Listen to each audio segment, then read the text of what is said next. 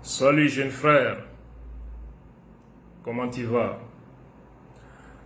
Merci d'avoir contribué à rehausser le niveau du débat politique au Mali,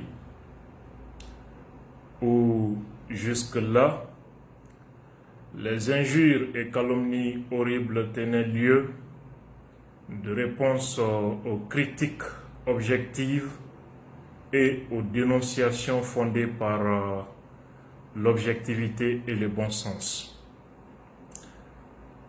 En effet, nombreux sont nos compatriotes, maliens notamment, qui nous acclament ou nous insultent dans cette joute oratoire, alors qu'ils ignorent le contenu de nos phrases. Comme le dit un diplomate observateur, le Mali doit renouer avec l'excellence. Je suis sûr et certain que cela est aussi valable pour la Guinée et pour toute l'Afrique. Pour ton information, beaucoup souhaiteraient prendre part à notre débat, mais le niveau n'est pas à leur portée.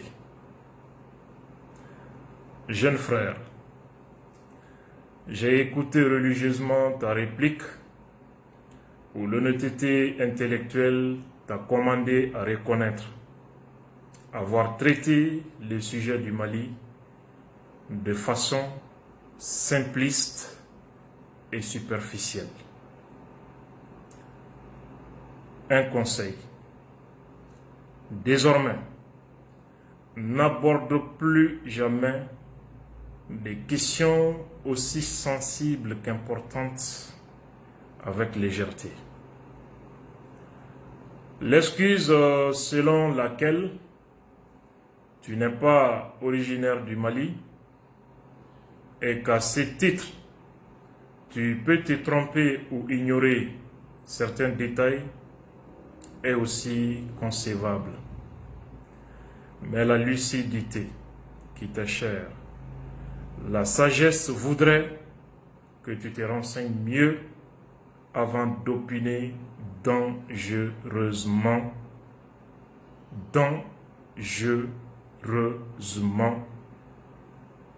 sur la crise politique d'un pays.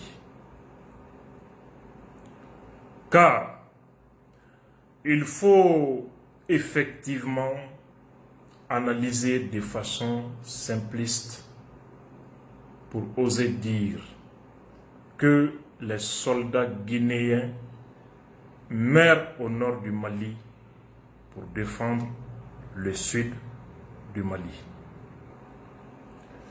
Et merci d'avoir été honnête. L'erreur est humaine. Mais persister dans l'erreur, c'est ce qui est diabolique. Et en cela, tu te distingues de plusieurs savants ignorants africains.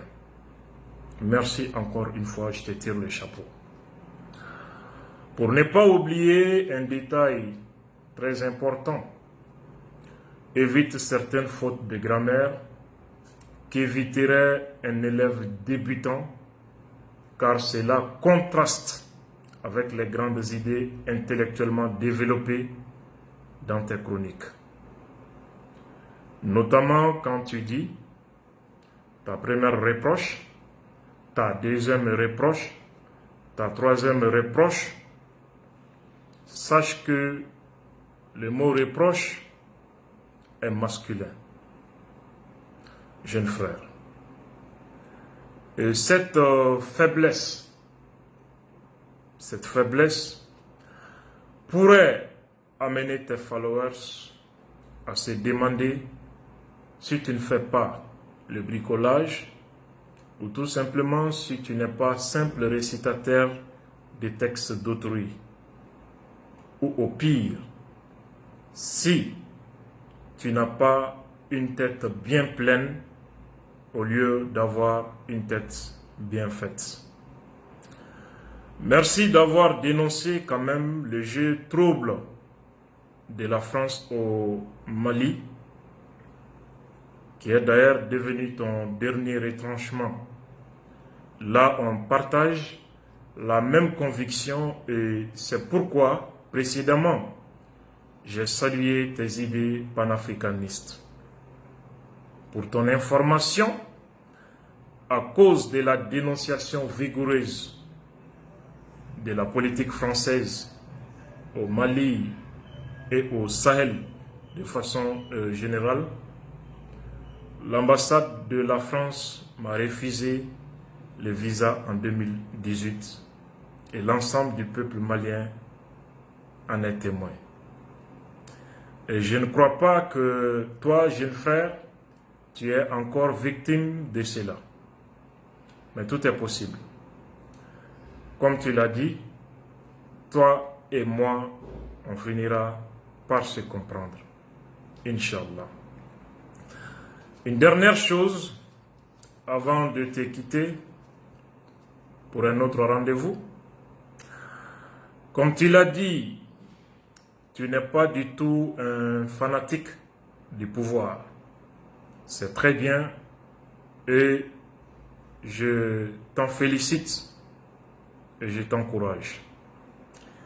Il te reste maintenant à relever le défi de ne pas non plus rester fanatique et révolutionnaire, qui est très dangereux.